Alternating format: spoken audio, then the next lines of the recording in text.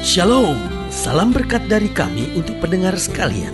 Saat ini pendengar akan diberkati dengan program Hari Ini Harinya Tuhan bagian yang ke-8.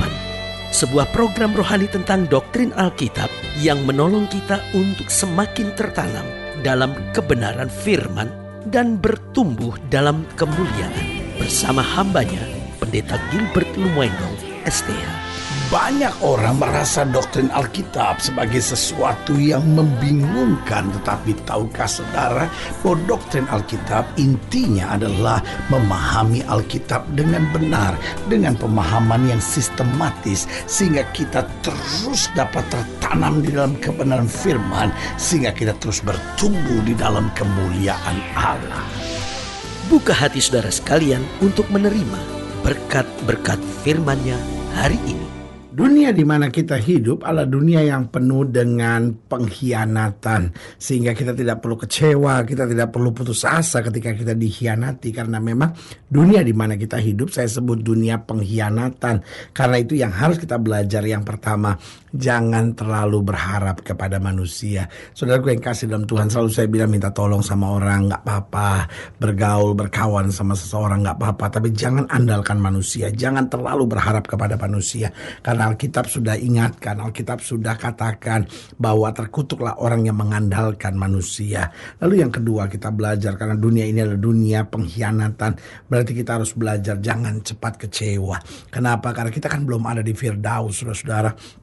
Ketika engkau dikecewakan oleh orang, ketika engkau disakiti oleh orang, belajarlah dari hal-hal yang positif di balik itu semua.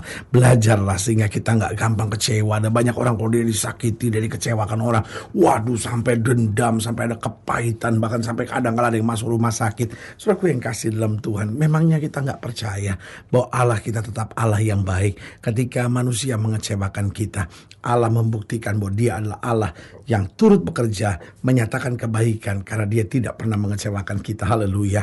Yang ketiga saya pelajari, karena dunia di mana kita hidup adalah dunia pengkhianatan, berarti kita harus belajar bersyukur dan berserah dalam segala perkara. Kenapa? Karena kita tahu Tuhan tidak pernah beri batu untuk anak-anaknya yang minta roti. Artinya apa? Di balik pengkhianatan sekalipun, kita tahu ada hal yang baik yang sedang Tuhan kerjakan. Ada hal yang baik yang Tuhan sedang maksudkan bagi kita. Kita ingat betul ketika Yudas datang mencium Yesus. Apa jawab Yesus? Yesus berkata, "Hai teman, untuk itukah engkau datang?" Bayangkan Yesus menyebut seorang pengkhianat sebagai teman. Artinya apa? Pengkhianatan dapat menolong hidup kita untuk lebih dekat sama Tuhan, bahkan mengarahkan hidup kita untuk masuk dalam rencana Allah yang sempurna. Haleluya. Karena itu jangan terlalu mengandalkan manusia, jangan terlalu berharap sama manusia, jangan cepat kecewa. Belajarlah untuk bersyukur dan berserah dalam segala perkara. Lalu yang keempat, ingat rencana Tuhan selalu indah bagi kita. Pengkhianatan manusia tidak bisa menghancurkan rencana Allah dalam hidup kita. Bahkan ya seringkali yang terjadi adalah pengkhianatan manusia mengarahkan kita untuk berjalan di dalam rencana Tuhan yang sempurna. Haleluya. Selamat datang dalam program kita hari ini, Harinya Tuhan. Sebuah program rohani yang kembali mengingatkan kepada kita betapa pentingnya kita menjadikan firman Tuhan sebagai dasar keseharian hidup kita. Karena selama kita menjadikan firman Tuhan sebagai dasar keseharian hidup kita, langkah-langkah ke depan kita penuh dengan kepastian, kemenangan, berkat, mujizat, dan perkara-perkara besar. Haleluya. Dan dalam program ini kita sedang membahas tentang dikhianati. Karena saudaraku yang kasih dalam Tuhan, tanpa kita sadari justru musuh kita yang terbesar kadang-kala bukan orang-orang yang jauh, bahkan orang-orang yang kita rasa dekat, orang-orang yang kadang-kala kita kagumi, orang-orang yang kadang-kala kita sayangi dan kemudian mengkhianati.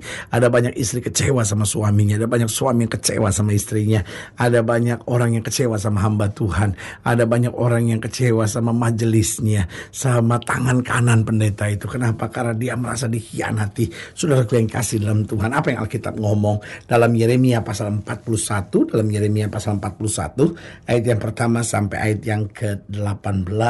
Ceritanya diawali dengan Gedalia diangkat sebagai gubernur di wilayah Babel, di tempat di mana orang-orang Yehuda tetap tinggal, di tempat bangsa umat pilihan yang tidak diangkut ke Babel tetap tinggal. Di sana Gedalia diangkat sebagai gubernur.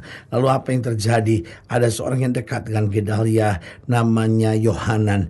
Yohanan menjelaskan kepada Gedalia bahwa ada seorang yang bernama Ismail bin Netanya akan membunuhnya. Padahal Ismail bin Netanya adalah seorang yang juga dekat dengan Gedalia. Lalu Gedalia bilang apa terhadap Yohanan? Gedalia kemudian bilang sama Yohanan, segala sesuatu yang kamu katakan tentang Ismail itu adalah berita yang bohong. Saudaraku yang kasih dalam Tuhan, tetapi apa yang terjadi? Kemudian yang terjadi adalah bahwa Ismail betul membunuh Gedalia. Di sini kita pelajari bahwa Gedalia punya hati yang baik, tetapi kemudian dia dikhianati. Lihat Yeremia pasal 41 ayat 1 sampai 18, demikian firman Tuhan. Dikatakan dalam bulan yang ketujuh datanglah Ismail bin Netanya bin Elisama, ia keturunan raja dan perwira tinggi raja, beserta 10 orang kepada Gedalia bin Ahikam di Mizpah. Sementara mereka makan roti bersama-sama di Mizpah. Bayangkan makan roti bersama-sama. Maka bangkitlah Ismail bin Netanya dengan ke-10 orang yang ada bersama-sama dia. Lalu mereka memukul mati Gedalia bin Ahikam bin Safan dengan pedang. Demikianlah Ismail membunuh dia yang telah diangkat Raja Babel atas negeri itu. Juga semua orang Yehuda yang ada bersama-sama dengan Gedalia di Mizpah dan orang-orang Kasdim yakni prajurit yang terdapat di sana dipukul mati oleh Ismail. Esok harinya sesudah ia membunuh Gedalia, ketika itu belum ada yang tahu, datanglah orang-orang dari Sikem, dari Silo dan dari Samaria, 80 orang jumlahnya yang janggutnya bercukur, pakaiannya koyak-koyak dan badannya bertore-tore. Mereka membawa korban sajian dan kemenyan untuk dipersembahkan di rumah Tuhan. Lalu keluarlah Ismail bin Netanya dari Mizpah untuk mendapatkan mereka sambil menangis. Ketika ia bertemu dengan mereka, berkatalah ia kepada mereka, pergilah kepada Gedalia bin Ahikam. Tetapi ketika mereka sampai ke tengah-tengah kota itu, maka mereka disembelih oleh Ismail bin Netanya dengan dibantu oleh orang-orang yang bersama-sama dengan dia. Mayat-mayat mereka dicampakkan ke dalam perigi. Tetapi di antara mereka terdapat 10 orang yang berkata kepada Ismail, janganlah bunuh kami, sebab kami masih mempunyai perbekalan tersembunyi di luar kota, yakni gandum, jelai, minyak, dan madu. Maka ia pun membiarkan mereka, tidak membunuhnya bersama-sama dengan rekan-rekan mereka. Adapun perigi kemana Ismail melemparkan segala mayat orang-orang yang dipukulnya mati itu adalah perigi besar yang telah dibuat oleh Raja Asa untuk menghadapi Baesa, Raja Israel. Itu yang diisi Ismail bin Netanya dengan mayat orang-orang yang mati terbunuh itu. Lalu Ismail mengangkut sebagai tawanan seluruh sisa-sisa rakyat yang ada di Mizpah itu, putri-putri raja dan semua orang yang masih tinggal di Mizpah yang telah ditempatkan di bawah Gedalia bin Ahikam oleh Nebuzaradan, kepala pasukan pengawal itu. Ismail bin Netanya mengangkut mereka sebagai tawanan, lalu ia berangkat untuk menyeberang ke daerah Bani Amon.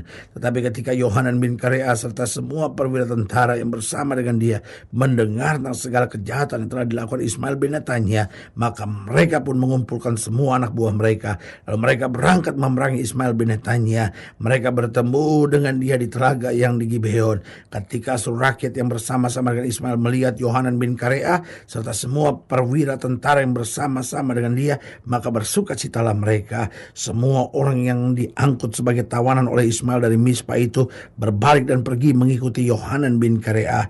Tetapi Ismail bin Netanya beserta 8 orang terluput dari tangan Yohanan dan pergi ke daerah Bani Amon. Lalu Yohanan bin Karea serta semua perwira tentara yang bersama-sama dengan dia mengumpulkan seluruh sisa-sisa rakyat yang diangkut sebagai tawanan oleh Ismail bin Netanya dari Mizpah. Setelah ia memukul mati Gedalia bin Ahikam, yaitu laki-laki, prajurit-prajurit perempuan, anak-anak dan pegawai-pegawai istana yang dibawa kembali dari Gibeon. Kemudian mereka berjalan terus dan berhenti di tempat penginapan milik Kimham dekat Bethlehem dengan maksud berjalan terus menuju Mesir untuk mengelakkan orang-orang Kasdim yang ditakuti mereka, oleh karena Ismail bin Netanya telah memukul mati Gedalia bin Ahikam yang telah diangkat Raja Babel atas negeri itu. Nah, saudaraku yang kekasih dalam Tuhan, di sini kita belajar bahwa Ismail adalah orang yang dipercaya oleh Gedalia. Bahkan ketika Yohanan melaporkan bahwa Ismail mau membunuhnya, Gedalia tidak percaya. Dari sini kita bisa belajar pelajaran-pelajaran penting dalam kehidupan ini. Yang pertama, bahwa dalam hidup ini tidak selamanya keadaan bisa dapat seperti yang kita harapkan. Saudaraku yang kekasih dalam Tuhan, Gedalia mengharapkan satu keadaan yang baik. Gedalia merasa bahwa segala situasi sudah menjadi terkendali. Kenapa? Karena Raja Babel mempercayakan dia. Dia berjanji untuk melakukan yang baik. Tetapi apa yang terjadi? Justru ada orang yang merancangkan yang jahat baginya. Saudaraku, tidak selamanya keadaan bisa seperti yang kita harapkan. Tetapi yang harus kita buat, tetap kuat, tetap bertahan, tetap percaya bahwa Allah membuat segala sesuatunya menjadi indah. Lalu yang kedua, pelajaran yang bisa kita ambil bahwa dalam hidup ini tidak semua orang dekat kita adalah orang yang baik terhadap kita. Saudaraku yang kasih dalam Tuhan, yang menusuk saudara dari belakang seringkali bukan musuh saudara, tapi justru teman dekat saudara. Itu sebabnya saya tidak mengajarkan bahwa setiap kita harus hidup dengan kecurigaan, tetapi setiap kita harus hidup pada penyerahan penuh kepada Tuhan. Karena tidak semua orang dekat kita adalah orang yang baik terhadap kita. Tidak semua orang yang jauh dari kita juga adalah musuh kita. Kenapa? Karena kadang-kala justru orang yang jauh dari kita itu yang membela kita. Justru orang yang dari dekat kita itu yang menjerumuskan kita. Yang ketiga, pelajaran yang bisa kita ambil bahwa dalam hidup ini tidak semua orang yang kita lakukan yang baik pasti akan berlaku baik terhadap kita. Dulu kita pikir kalau saya baik sama orang, orang pasti berlaku baik buat kita. Tetapi ini yang saya mau bilang, kita berlaku baik bukan karena orang itu baik kepada kita. Kita berlaku baik bukan juga supaya orang itu berlaku baik terhadap kita. Tetapi kita melakukan yang baik supaya nama Tuhan dipermuliakan dalam hidup kita. Kita melakukan yang baik karena segala yang jahat memang sudah dibuang Tuhan dari dalam hidup kita. Kita melakukan yang baik karena Tuhan telah menjadikan kita orang-orang baik yang mempermuliakan nama Tuhan senantiasa. Haleluya. Dan yang keempat, pelajaran yang bisa kita ambil bahwa dalam hidup ini tidak selamanya suasana yang menyenangkan itu baik bagi kita. Bayangkan Gedalia sedang makan roti, tapi justru di situ dia dibunuh. Saudaraku yang kasih dalam Tuhan, kita selalu ingin suasana yang menyenangkan. Tetapi ini yang saya mau ingatkan, tidak selamanya suasana yang menyenangkan itu baik bagi kita. Karena itu selalu mau berkata, lebih baik 1 hari di rumah duka daripada 1000 hari di tempat pesta. Karena itu belajarlah bersyukur dalam segala perkara, meskipun keadaan sedang tidak menyenangkan, tapi kita imani bahwa apa saja yang Tuhan kerjakan itu baik buat kita. Saudaraku yang kasih dalam Tuhan, kita belum ada di Firdaus, kita masih ada di dunia.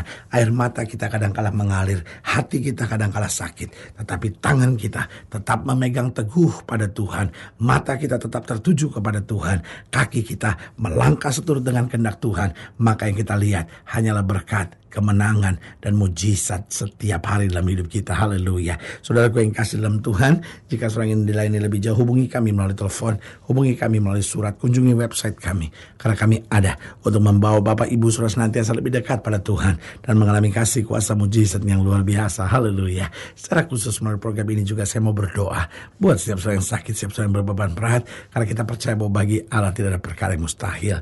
Nah, saudara ingin didoakan secara khusus, boleh taruh tangan kanan saudara di dada dan kita akan berdoa. Mari kita berdoa. Bapa, dalam nama Yesus, hamba doa buat yang sakit, hamba doa buat yang berbeban berat, hamba doa untuk setiap mereka yang sedang menghadapi masa-masa yang sukar, karena hamba percaya bahwa bagi Allah tidak ada perkara yang mustahil. Bapa, hamba berdoa di dalam nama Yesus, Tuhan jamah, yang sakit Tuhan sembuhkan, yang lemah Tuhan kuatkan, yang susah Tuhan hiburkan, yang jatuh Tuhan angkat, sehingga hari-hari yang penuh kemenangan boleh senantiasa Tuhan kerjakan dalam hidup kami. Bapa, hamba berdoa di dalam nama Yesus, juga buat mereka yang taruh tangan kanannya di dada, di dalam nama Yesus, mungkin mereka sedang dikhianati, mungkin mereka sedang menghadapi masa-masa yang sukar. Tuhan jamah sehingga hidup kami boleh senantiasa kuat, menyenangkan hati Tuhan, dan menjadi berkat. Di dalam nama Yesus kami berdoa. Haleluya. Amin. Saudara gue yang kasih dalam Tuhan, kita sudah berdoa. Ingat, tidak pernah Allah lalai menepati janjinya. Inilah saatnya buat kita untuk bangkit, bersemangat, bersuka cita dalam menghadapi segala perkara. Karena kita tahu Yesus hidup, Yesus berkuasa, dan selalu menyediakan yang terbaik buat anak-anaknya. Doa saya menyertai saudara. Sampai berjumpa pada program berikut. Dan jangan lupa, jadikan hari ini harinya Tuhan. Haleluya.